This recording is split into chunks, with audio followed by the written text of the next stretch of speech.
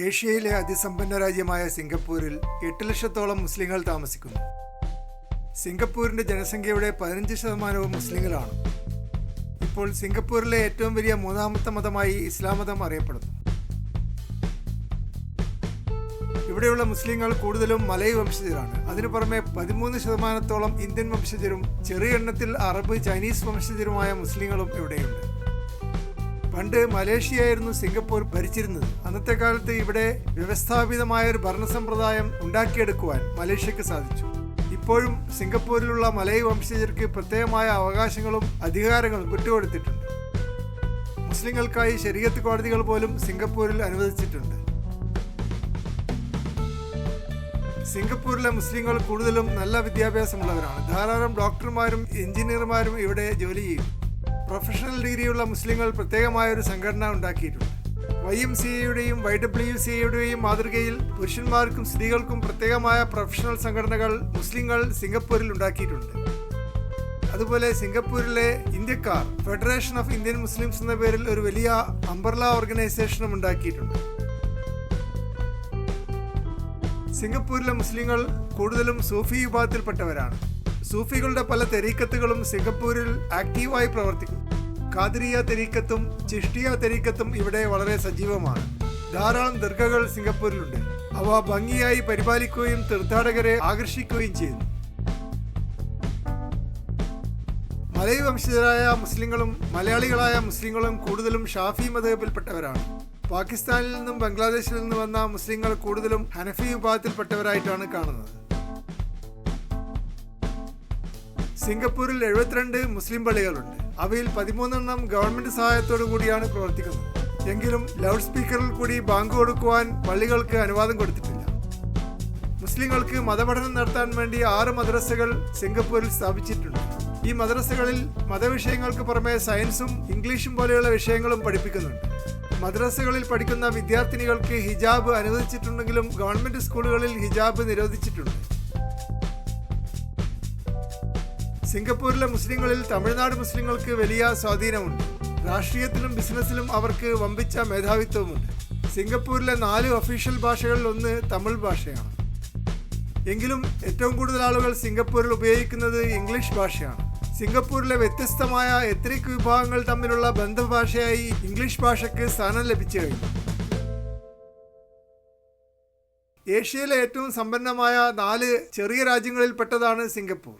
ഈ 4 രാജ്യങ്ങളെ Asian tigers എന്ന് വിളിക്കുന്നു. Hong Kong, Taiwan, south Korea, Singapore എന്നിവയാണ് ഏഷ്യൻ ടൈഗേഴ്സ് എന്ന് അറിയപ്പെടുന്നത്.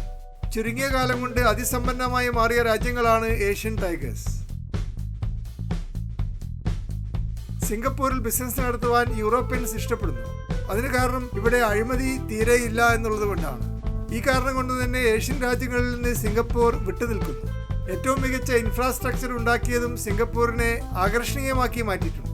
നികുതി കുറവുമാണ്. സ്വിറ്റ്സർലാൻഡ് പോലെ നികുതി വെട്ടിപ്പ് നടത്താൻ പറ്റിയ ഒരു രാജ്യമായി സിംഗപ്പൂർ അറിയപ്പെടുന്നു. ഈ കാരണങ്ങൾ കൊണ്ട് ധാരാളം ശതകോടീശ്വരന്മാർ സിംഗപ്പൂരിൽ വന്ന് സ്ഥിരമായി താമസമാക്കിയിട്ടുണ്ട്. സിംഗപ്പൂരിലെ പെൺകുട്ടികൾ യൂറോപ്യൻ ശൈലിയിൽ ജീവിക്കുന്നത് കൊണ്ട് കല്യാണം കഴിക്കാൻ വലിയ താല്പര്യമുള്ളവരല്ല. അതുകൊണ്ട് ജനസംഖ്യ ഓരോ വർഷവും കുറഞ്ഞുകൊണ്ടിരിക്കുകയാണ്. വിദേശ തൊഴിലാളികളെ കണ്ടമാനം റിക്രൂട്ട് ചെയ്യാതെ സിംഗപ്പൂരിന് പിടിച്ചു നിൽക്കാൻ ഇപ്പോൾ തന്നെ പറ്റുന്നില്ല. എങ്കിലും ഭാവിയിൽ കൂടുതൽ സിംഗപ്പൂർക്കാർ ഉണ്ടാവണമെന്ന് ഗവൺമെന്റ് ആഗ്രഹിക്കുന്നു. അതുകൊണ്ട് കല്യാണം കഴിക്കുന്നവർക്ക് പലതരത്തിലുള്ള ആനുകൂല്യങ്ങളും ഗവൺമെന്റ് ഓഫർ ചെയ്യുന്നുണ്ട്. ജനിക്കുന്ന ഓരോ കുട്ടിക്കും 1 ലക്ഷം സിംഗപ്പൂർ ഡോളർ സമ്മാനമായി നൽകുന്നുണ്ട്. കാര്യങ്ങൾ ഇങ്ങനെയൊക്കെയാണെങ്കിലും സിംഗപ്പൂരിലെ പെൺകുട്ടികൾ കല്യാണം കഴിക്കാൻ തയ്യാറാവുന്നില്ല. കാരണം കല്യാണം കഴിച്ചാൽ ജോലിയിലുള്ള പ്രമോഷനും ആനുകൂല്യങ്ങളും കുറയുമെന്ന് അവർ ഭയപ്പെടുന്നു. ജീവിത ചെലവ് കൂടിയ സിംഗപ്പൂരിൽ ജോലിയാണ് എല്ലാവർക്കും പ്രധാനം. അതുകൊണ്ട് ഇന്ത്യയിൽ കാണുന്ന പോലെ ചെറുപ്പക്കാരും ചെറുപ്പക്കാരികളും പ്രണയബദ്ധരാകുന്നത് സിംഗപ്പൂരിൽ സാധാരണമല്ല. സിംഗപ്പൂരിലെ പ്രണയബന്ധങ്ങൾ താൽക്കാലികവും വിവാഹത്തിലേക്ക് നീണ്ടുപോകാത്തതുമാണ്. കൂടുതൽ അടുത്ത് പരിചയപ്പെടാൻ സിംഗപ്പൂരിലെ പെൺകുട്ടികളും ആൺകുട്ടികളും തയ്യാറല്ല. അവർക്ക് ജോലിയാണ് ഏറ്റവും പ്രധാനം. അടുത്ത കാലത്തായി ചെറുപ്പക്കാരെ കല്യാണത്തിലേക്ക് ആകർഷിക്കാൻ വേണ്ടി സിംഗപ്പൂർ ഗവൺമെന്റ് ഒരു പ്രത്യേക പദ്ധതി അവതരിപ്പിച്ചു. ഈ പദ്ധതി പ്രകാരം അവിവാഹിതരായ ചെറുപ്പക്കാർക്കും ചെറുപ്പക്കാരികൾക്കും ഗവൺമെന്റ് ചെലവിൽ ഒരാഴ്ച വിനോദയാത്ര പോകുവാനുള്ള അവസരമുണ്ടാക്കി. ഈ ബോയ് ഫ്രണ്ട്സും ഗേൾ ഫ്രണ്ട്സും തമ്മിൽ നല്ലപോലെ ഇടകലരുന്നുണ്ട് എന്ന് ഗവൺമെന്റ് ഉറപ്പുവരുത്തുകയും അവർക്ക് പഞ്ചനക്ഷത്ര റിസോർട്ടുകളിൽ ഹണിമൂൺ കോട്ടേജുകൾ വിട്ടുകൊടുക്കുകയും ചെയ്തു. ഒരാഴ്ച കഴിയുമ്പോൾ പലരും കല്യാണം കഴിക്കുവാൻ തീരുമാനിക്കുമെന്നാണ് ഗവൺമെന്റ് പ്രതീക്ഷിച്ചത്. എന്നാൽ സംഭവിച്ചത് നേരെ തിരിച്ചാണ്. ഗവൺമെന്റ് സൗജന്യമായി നൽകിയ വിനോദയാത്ര നല്ലപോലെ ആഘോഷിച്ച ചെറുപ്പക്കാരികളും ബൈ പറഞ്ഞ് പിരിയുകയും വീണ്ടും ജോലിക്ക് കയറുകയും ചെയ്തു. ഈ ഗവൺമെന്റ് പദ്ധതി ഉപയോഗപ്പെടുത്തിയ കപ്പിൾസിൽ ഒരു കപ്പിൾ പോലും കല്യാണം കഴിക്കുവാൻ തയ്യാറായില്ല. വിശേഷപ്പെട്ട ഭക്ഷണമുള്ള ഒരു രാജ്യമായി സിംഗപ്പൂർ അറിയപ്പെടുന്നു. മലേഷ്യൻ രുചികളും ഇന്ത്യൻ രുചികളും ചൈനീസ് രുചികളും ചേർന്നതാണ് സിംഗപ്പൂരിലെ ഭക്ഷ്യ വൈവിധ്യങ്ങൾ. എല്ലാ വർഷവും ജൂലൈ മാസം സിംഗപ്പൂർ ഫുഡ് ഫെസ്റ്റിവൽ നടക്കുമ്പോൾ ധാരാളം വിദേശികൾ വ്യത്യസ്തമായ ഭക്ഷണ വിഭവങ്ങൾ രുചിച്ചു നോക്കാൻ വേണ്ടി ഇവിടേക്ക് വരാറുണ്ട്. യൂറോപ്യൻ നിലവാരമുള്ള ഒരു രാജ്യമായി സിംഗപ്പൂരിനെ കണക്കാക്കുന്നു. മികച്ച ചിട്ടയും അടുക്കുമുള്ള നഗരങ്ങളാണ് സിംഗപ്പൂരിലുള്ളത്. എല്ലാവരും സമ്പന്നരാണെങ്കിലും നഗരമധ്യത്തിൽ വാഹനപ്പെരുപ്പം കാണുവാനേയില്ല. അതിന് കാരണം ലോകത്തിലാദ്യമായി കൺജഷൻ പ്രൈസിംഗ് നടപ്പിൽ വരുത്തിയ രാജ്യം സിംഗപ്പൂർ ആയതുകൊണ്ടാണ്. നഗരത്തിന്റെ മധ്യത്തിലേക്ക് പ്രവേശിക്കുന്ന ഓരോ വാഹനവും ഉയർന്ന എൻട്രൻസ് ഫീസ് നൽകേണ്ടി വരും. അതുകൊണ്ട് കോടീശ്വരന്മാർ മാത്രമാണ് നഗരത്തിലേക്ക് കാറിൽ പ്രവേശിക്കുന്നത്. സാധാരണക്കാർ നഗരത്തിന് പുറത്ത് കാറ് പാർക്ക് ചെയ്യുകയും മെട്രോയിൽ നഗരത്തിനകത്തേക്ക് പ്രവേശിക്കുകയും ചെയ്യും. സിംഗപ്പൂരിന്റെ ഈ മികച്ച മാതൃക പിന്നീട് ലണ്ടൻ നഗരം പകർത്തിയെടുക്കുകയും കൺജഷൻ പ്രൈസിംഗ് സിസ്റ്റം ലണ്ടൻ നഗരത്തിൽ നടപ്പാക്കുകയും ചെയ്തു. എന്നാൽ ഇന്ത്യൻ നഗരങ്ങളിൽ നമുക്കിത് പകർത്തിയെടുക്കുവാനോ നടപ്പാക്കുവാനോ പറ്റുകയില്ല. കാരണം ഇന്ത്യക്കാർ ട്രാഫിക് ജാം ഇഷ്ടപ്പെടുന്നു. വലിയ വാഹനക്കുരുക്കുള്ള നഗരങ്ങളിൽ വലിയ പുരോഗതിയുണ്ടെന്ന് ഇന്ത്യക്കാർ തെറ്റിദ്ധരിച്ചിരിക്കുകയാണ്.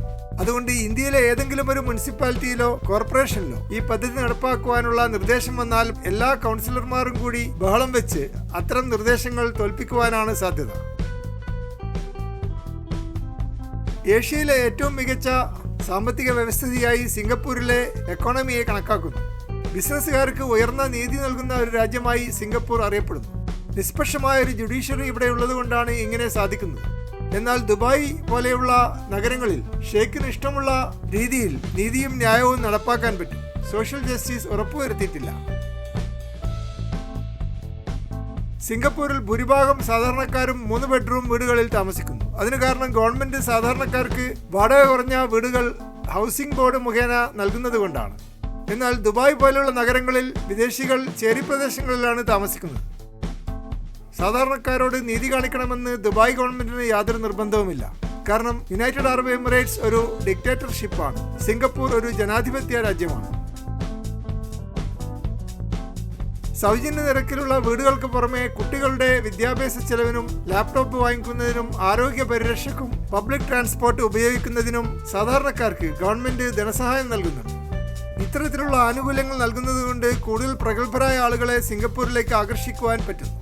സിംഗപ്പൂരിലെ തൊഴിലാളികളിൽ 44% ഇപ്പോൾ വിദേശ തൊഴിലാളികളാണ്. ഒരു വലിയ ദ്വീപും 64 ചെറിയ ദ്വീപുകളും ചേർന്നതാണ് സിംഗപ്പൂർ എന്ന രാജ്യം. ധാരാളം ബഹുനില കെട്ടിടങ്ങളുണ്ടെങ്കിലും പാർക്കുകൾക്കും കളിസ്ഥലങ്ങൾക്കും സ്ഥലം നീക്കിവെക്കുവാൻ സിംഗപ്പൂർ ഗവൺമെന്റ് പ്രത്യേകം ശ്രദ്ധിച്ചിട്ടുണ്ട്. രാജ്യത്തിനകത്ത് ധാരാളം വനപ്രദേശവുമുണ്ട്. വളരെ മികച്ച പ്ലാനിംഗ് ഉള്ളതുകൊണ്ടാണ് ധാരാളം പച്ചപ്പ് നഗരത്തിൽ ഉൾപ്പെടുത്താൻ സിംഗപ്പൂർ ഗവൺമെന്റിന് സാധിച്ചത്. ഈ കാരണം കൊണ്ട് തന്നെ ഒരു വർഷം 2 കോടി ടൂറിസ്റ്റുകളെ ആകർഷിക്കുവാൻ സിംഗപ്പൂരിന് സാധിക്കുന്നു. ലോകത്തിൽ ഏറ്റവും കൂടുതൽ സന്ദർശകർ വരുന്ന 5ാമത്തെ രാജ്യമായി സിംഗപ്പൂർ മാറിയിട്ടുണ്ട്. രാജ്യത്തിന്റെ വരുമാനത്തിന്റെ 10% ടൂറിസത്തിൽ നിന്നാണ് വരുന്നത്. ഒരു ചതുരശ്ര കിലോമീറ്ററിൽ 8200 ആളുകൾ സിംഗപ്പൂരിൽ താമസിക്കുന്നു. എന്നാൽ കേരളത്തിൽ ഒരു ചതുരശ്ര കിലോമീറ്ററിൽ 860 ആളുകൾ മാത്രമേ താമസിക്കുന്നുള്ളൂ. ഇന്തോനേഷ്യക്കും മലേഷ്യക്കും ഇടയിൽ ഞെങ്ങി കഴിയുന്ന ഒരു കൊച്ചു രാജ്യമാണ് സിംഗപ്പൂർ. കിഴക്കൻ ഏഷ്യയിലെ ഭൂരിഭാഗം വ്യാപാരവും സിംഗപ്പൂർ വഴി കടന്നു പോകുന്നത് കൊണ്ട് ഈ തുറമുഖത്തിന് വമ്പിച്ച വരുമാനം ഉണ്ടാക്കാൻ പറ്റുന്നുണ്ട്. കേരളത്തിലെ അതേ കാലാവസ്ഥയാണ് സിംഗപ്പൂരിലുള്ളത്. ഉയർന്ന ചൂടും ഉയർന്ന ഹ്യൂമിഡിറ്റിയും ഇവിടെയുണ്ട്. എങ്കിലും ഭൂരിഭാഗം കെട്ടിടങ്ങളും എയർ കണ്ടീഷൻഡ് ആയതുകൊണ്ട് സിംഗപ്പൂർക്കാർ ഒരിക്കലും കാലാവസ്ഥ എന്താണെന്ന് അറിയുന്നില്ല. അടുത്ത കാലത്തായി കേരളത്തിലും പ്രധാനപ്പെട്ട എല്ലാ ഓഫീസുകളും ബിസിനസ് സ്ഥാപനങ്ങളും എയർ കണ്ടീഷനിങ് ഉപയോഗിക്കണമെന്ന് നിർബന്ധം പിടിക്കുന്നത് കാണുന്നുണ്ട്. മികച്ച കോളേജുകളും സ്കൂളുകളും എയർ കണ്ടീഷനിങ് ഉപയോഗിക്കാൻ നിർബന്ധിതരാകും. പള്ളികളിൽ പോലും ഇപ്പോൾ എയർ കണ്ടീഷനിങ് സാധാരണമായിട്ടുണ്ട്.